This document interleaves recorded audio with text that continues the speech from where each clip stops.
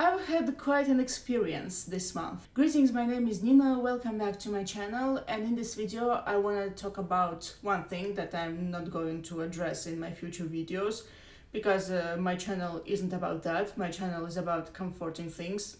Yes, I can address some complex topics, but not something like that. In this video I want to talk about my work experience.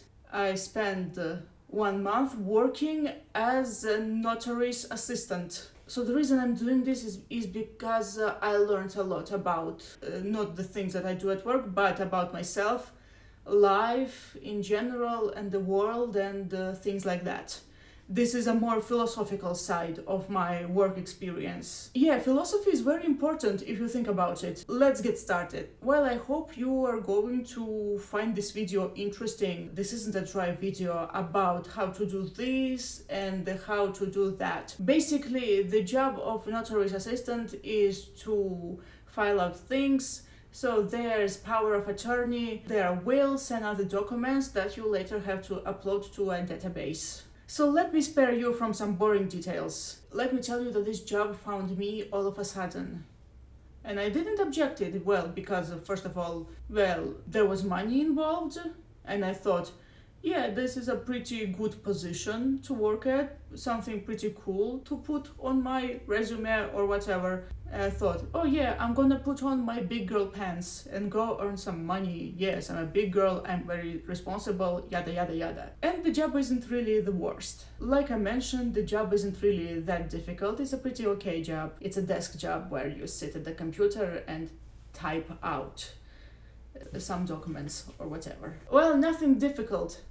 Except one thing. Facts about me, I tend to do things relatively slowly. In the process, mistakes may happen. Well, don't worry, we check everything at the bureau before we upload things to database. At the end, there are no mistakes. Mistakes may happen in the process, but not in the final result. And in general, I tend to be more productive when I'm working on my own, when there's nobody around. I really need to be alone when I do things. I tend to be confused a lot when there's somebody standing above me and saying things, or even simply being there, because that's not really comfortable, especially when their personality is kind of rough. Okay, and this is where the down-to-earth part of my work kinda ends. And now let's go to the philosophical side of this video. So when I first started, I looked a lot at the people who came to the bureau. There were a lot of different people coming to bureau. They all wanted different things. All of them wanted something. Some people had cars, some people had wills, others were preparing travel documents. Yeah, these were all very different people who wanted very different things, and all of them had one thing in common. They all, at some point, made me think that they had lives and I didn't. That they all had something, they all had a future and I didn't. Okay, keep in mind that was only during the first week. I do not think that anymore. I got over it. Well, to be honest, I am kinda mad at myself because I started idealizing things backwards. Well, school and university relationships, other people's lives, you name it. So I have a video on my channel where I tell how I did not fit in at school or at uni, and how I suddenly started idealizing the school and uni friendships. Feel free to check that video out. I think one of the reasons I thought this is because I thought these people had some kind of freedom of movement. You know, there are a lot of people demanding things, especially that one individual who also happens to be your boss. Well, speaking of bosses, then I suddenly realized that on this channel, I am the boss. And this actually feels pretty nice. This is your area of control. Nobody else does this. Okay, so there is something to say about the boss, and I'm going to address it a little bit later. At this point, I want to focus on something else. You know how I felt while there were so many people around me and expecting me to do something fast, fast, fast, and I simply just couldn't do it fast enough. I just felt like I was running around in a city that was being bombed. A city that was being bombed from the above.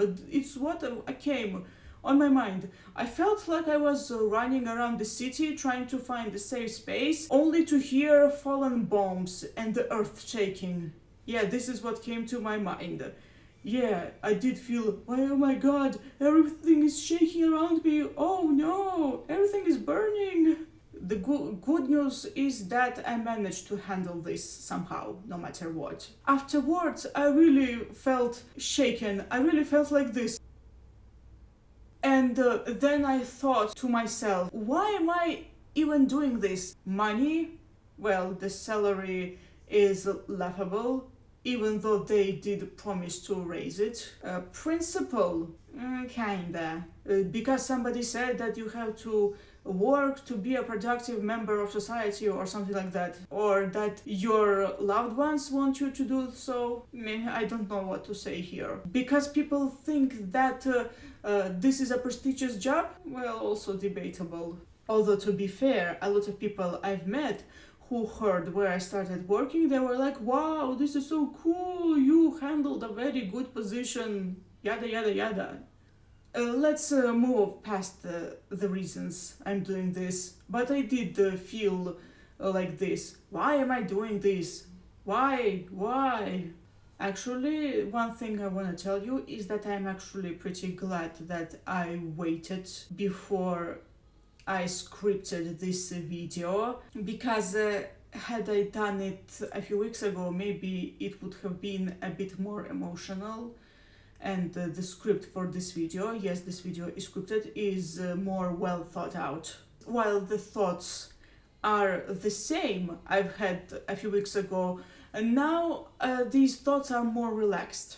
And now I'm gonna go through things that I learned. And now I'm gonna go through things that I did learn. Number one, treat people with even more kindness than before. People who work service jobs like waiters, bank workers, if bank workers can be called service workers, I don't know. But anyway, these people who are hard to work, I treat them with even more kindness than before, because I recognize how it feels like to be somebody's assistant, to be a hired gun, and I treat them with even more kindness and respect than ever before. No, I did not learn to give these people basic human decency. I've always done that. I mean that I give them even more human decency than before. And these people, they shouldn't be taken for granted, whether they make mistakes or not. I do remember that I once stood up for a cashier because something went wrong with them. I was the only one in the shop who did that, because I really cannot fathom somebody being judged or being mistreated or whatever in front of me. Even if somebody simply slightly raises their voice, I still cannot fathom it. Second, what I learned, and this is probably going to be a controversial take, but I actually support optimization, automatization, or how do you call it? I know that this is a very controversial take, but I absolutely love progress, and I'm not actually scared that AI is going to replace us all, and I absolutely believe that AI and technology in general should make people work on a light mode. Technology and automatization should be working with people and not instead of them. So historically, technology was meant to make work easier, and the problem is that some people thought that technology should be used to replace people, when it's absolutely not. I absolutely believe in a hybrid model, so where people work, but technology makes work easier, and I believe that if done right, it's going to be fine. And yeah, I'm a supporter of progress, automatization, and things like that, under the condition that this whole thing does not replace a human, and instead the humans and the technology, they work together. Speaking of optimization, if there's somebody who should be replaced by AI, it should be the boss. You know, I've never thought of this before I started working at the bureau, but what if AI was there instead of the boss? People always talk about how AI is going to replace workers, and I thought to myself, what if AI replaced the boss? Number 4, it's even more important than ever before to do nice things. Even back in 2025, I knew I was a hedonist. I just knew that life in general is messy and chaotic and weird. And so one has to find the moments of joy no matter what. You might think that it's hard to do that for some people, and while I understand that, yeah, despite work, I still do the same things that I did before. I still journal, I still go to cafes, I still make TikToks, I still make YouTube videos, I still write, you name it. And after I started the work, I value these moments even more than before. And one of the reasons I do this is because I feel like this is the area where I actually have control. Like I said, I am the boss here. And moreover, I consider doing nice things to be my sacred duty. Because to me, from my perspective, if I stop doing nice things and consume my mind with work alone, I mean, I come home from work and only think about work, then it means that I lost. It means that mediocrity has won, and I'm not going to let that happen. Number 5, I'm not actually built for this. Yes, I actually realized that such type of work is not entirely my thing. So I remember reading about Alice Oseman, and there was this phrase, she would do everything to avoid the office job. She wrote books and did everything to avoid it, and it's a good thing that she did it. I really hope that one day I manage to do the same. Number 6, it's very important to have people in your life who speak to you softly and warmly. It's very important to have people around you where you can speak freely without somebody yelling at you or raising their voice. Once again, more on that later. Number 7, never let anybody walk over you, be it friends, family, bosses, or random people on the street. Never allow anyone to walk over you. You always have to stand up for yourself. And number 8, this one is for book lovers. When I started working, my mind suddenly remembered all the fantasy books that I have read. Because fantasy tends to represent various aspects of life in subtle ways. Yes, my dear classic literature fans, it were the fantasy novels that kept me going, and not the classics. Not because of escapism, but because fantasy is about being strong, overcoming things, and also fantasy shows patterns you can later see in people in real life. To be honest, the media that I grew up with shaped me. Whether it were the fantasy novels or rock music, the message was the same everywhere. Overcome things and never let anyone bring you down in the long run. And then people say fantasy is useless. Well, take Harry Potter for example. One of the key themes of these books is about not following the authority blindly. The books clearly show that not all authority lives up to its title. And the Stormlight Archive, Kaladin Stormblast's arc alone, is about the fact that you have to keep fighting no matter what, even when you are at your lowest. My point is that sometimes work brings you down, even if you try to be the most responsible worker ever. Sometimes you think the worst things because of this. Like, for example, oh no, life is over, I'm stuck here forever, there's no way out or up. I do think that this is important to remember. Well, at least I think this all the time, that the job you hate is not the end. There's more ahead of you. I think this, and this keeps me going. Yes, I cry. Yes, I complain. Getting up early and being there for like 6 or 7 hours. Losing your freedom. Yeah, this is something to complain about. But I keep going no matter what. And above all, I'm not letting anyone silence my inner voice. Technically, the job isn't really that bad, especially compared to the other jobs I've had in the past. And yeah, finally comes the most exhausting part of this video. Exhausting. The boss. And I once cried because of my boss antics, although to be fair, there were deeper reasons behind this. They triggered a deeper issue, and I'm going to address it later. Keep in mind that they're not necessarily a bad person, but they have a pretty difficult character. In their eyes, on one occasion you are the best, and on the other occasion you are the worst. Because of this, I really stopped reacting whenever they praised me. I don't need to acknowledge the fact that it's not personal, because I've seen the boss act this way towards, well, everyone. They showed their character to pretty much everybody who came to the bureau.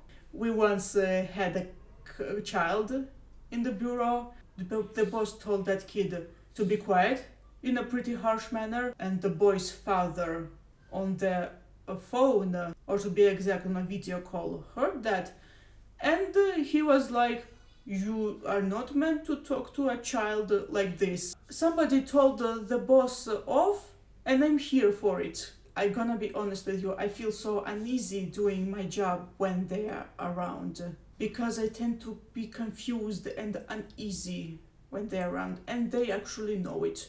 So they often leave the room themselves. Yeah, it's not easy, especially when they raise their voice. Fact about me, I cannot fathom when somebody raises their voice at me, even slightly, let alone screaming.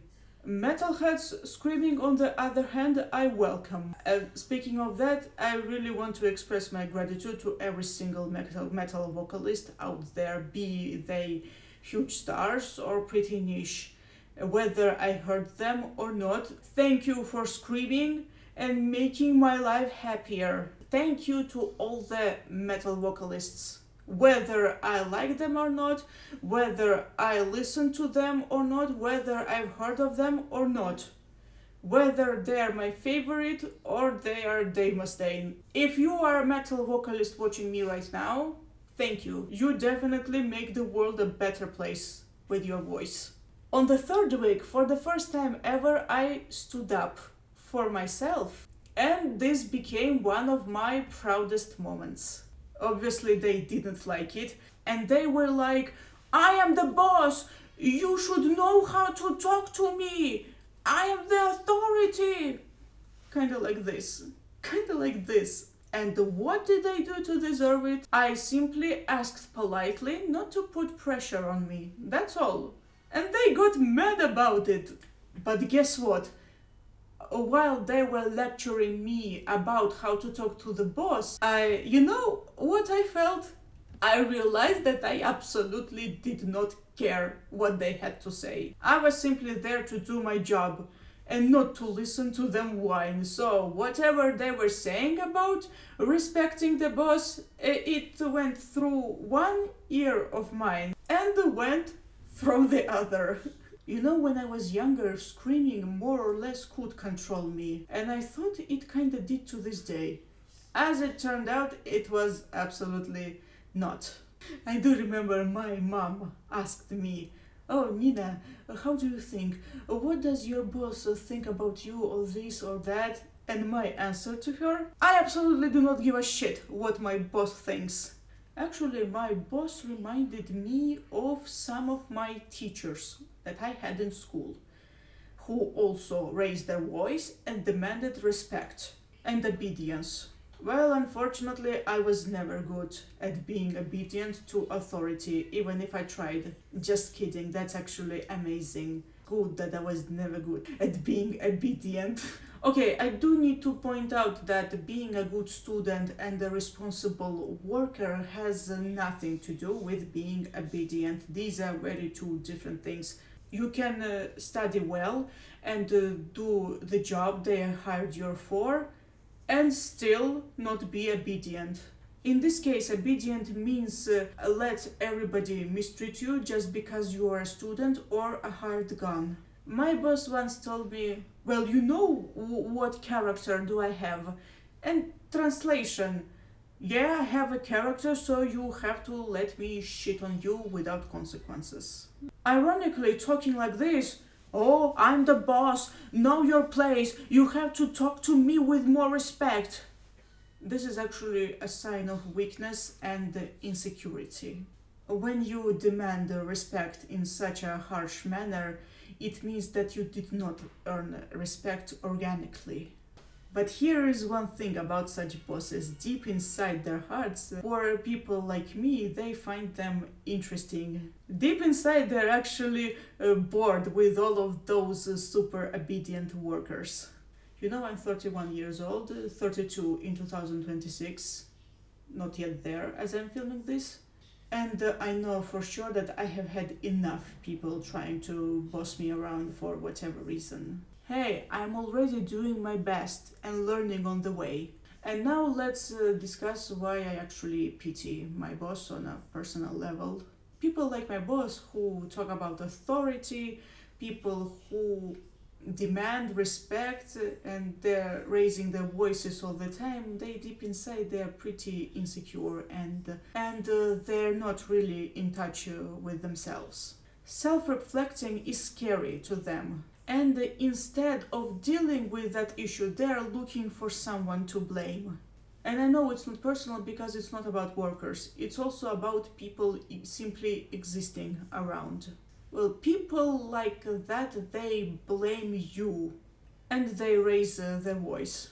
And then people distance themselves from people who insert their authority all the time. And then such people, they cannot fathom being on their own and they're looking for somebody to blame. And you know what? It was when I was scripting this video when I realized that the pity comes to them not as a boss but as a person in general. Look, I'm not a mental health expert. I have no right to diagnose them or whatever, but there were patterns that I recognized. I've seen the patterns before in people. Yes, I do not like when such people raise their voice at me, be it personal or not. But in the long run, I do kind of pity them. Well, speaking of pity, this is a very interesting topic for me. I've had pity on my mind for a year now. So there are two very different views on pity. One comes from Friedrich Nietzsche and the other from J.R.R. Tolkien. Nietzsche and Tolkien offer different perspectives on pity. And when it comes to pity, I do think of their perspectives, but that's a separate topic of discussion. In the early weeks, I was really mad at my boss, I hated them, you name it. But then I came to realize that these people, they have to live with themselves, and that's already pretty heavy on their part. I do hope that such people, they do eventually find their peace, they heal somewhat. Yeah, it's a very difficult topic. I said that I'm not a mental health expert and I cannot comment on their mental health on a deep level, but there are patterns and you can see them from afar. This is one of the reasons I decided not to talk about my boss anymore. I decided to stop talking about them altogether because why? I even wrote in one of my journal entries that I will not be writing about them again. And this isn't about me canceling them, it's about not wasting my energy on that. And before you go, oh Nina, aren't you afraid that your boss might see this video? Well, first of all, they do not know about my YouTube channel, and the second, even if they did, they would have to learn English first. And now let me address the fundamental reason I cried after my boss's antics. Well, it triggered something in me. Just to tell you that I did not cry about my boss's antics per se. I cried about the conditions that eventually led me to that bureau. I cried about the fact that my writing career, it did not happen the way I wanted to, and I believe that if it did, things would be different. I wouldn't need to be there. But hey, I don't give up. And I always think about ways to improve my situation. I always try to search for solutions instead of simply complaining. Yes, I like to complain a lot, but I also like searching for solutions. And I'd rather be searching for solutions actually than complaining.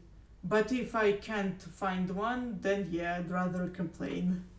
I will handle everything, but I am grateful to my boss because it was them who taught me to value soft hearted and warm people in my life. I value relationships where people can talk to each other freely without fear of a voice being raised or whatever. Yeah, I really need such people in my life. Well, I need more of them, and I want to give the same energy back to them because I'm one of those people who gives back the energy you give me, because if you give me positive energy, I give it back to you. And I really cannot be around people who are raising their voices, well, being uneasy with themselves or something. And I actually am grateful that people like my boss, I really do not have them in my life. I mean, on a regular basis, I do not have such family members. I really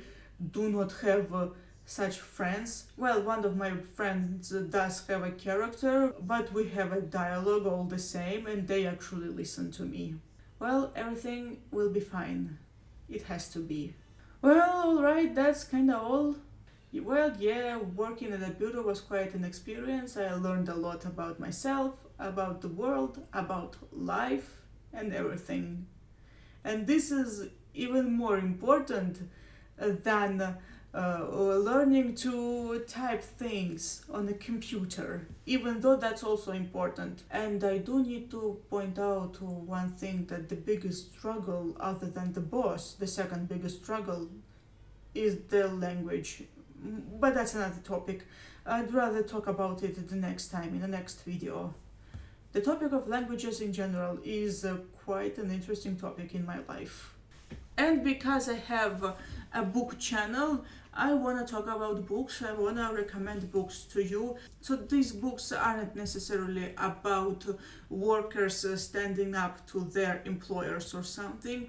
This is more about something uplifting when you feel down, because a lot of times work makes us feel down, and we should not allow that to happen on a regular basis. So yeah, this is why I'm recommending books.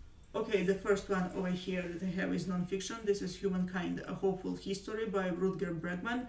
And this is about the positive side of humanity, which wasn't really talked about much before, because in the past you could see things like human nature is violent, human nature is bad, you name it. But this book also shows you the positive examples of human behavior. And this has nothing to do with work, but it has everything to do with positivity. This one also has nothing to do with work, but the basis for a perfect future worker starts at school. And this is, of course, Beneath the Wheel by Hermann Hesse, which I love dearly, one of my favorite books. A book how they try to turn a little boy into the perfect student, and how schools they deprive pupils of everything human, trying to make them into perfect, obedient people. But yeah, about obedience and how it hurts. Not necessarily about work, but it's kind of related on a subtle level. Now, obviously, Harry Potter, because how can you go without Harry Potter when talking about not submitting to authority? And the same with The Hunger Games. I absolutely love the character of Katniss Everdeen because she tries to keep to herself, she tries to survive, and yet she shows disobedience all the time. She angers authorities. Okay, this is the only book in this video that actually deals with the work and the employers and the employees, and this is the house in the Cerulean Sea. And one of the key aspects of this book is slowly standing up to authority. This one also deals with toxic workers, co-workers or bosses, but it's not the main point of this book. Yet the main character does something to impress the boss, and this is Joyland by Stephen King. This is a mystery novel. A young guy tries to solve a murder case at this theme park called Joyland. This is actually a pretty solid and kind of uplifting mystery novel. And finally, the last but not least, the Stormlight Archive, particularly Kaladin's arc, because sometimes when things get gloomy, life feels like Bridge 4, and the first book in the series, The Way of Kings, is about this guy trying to survive the hardest conditions ever. So yeah, Kaladin's arc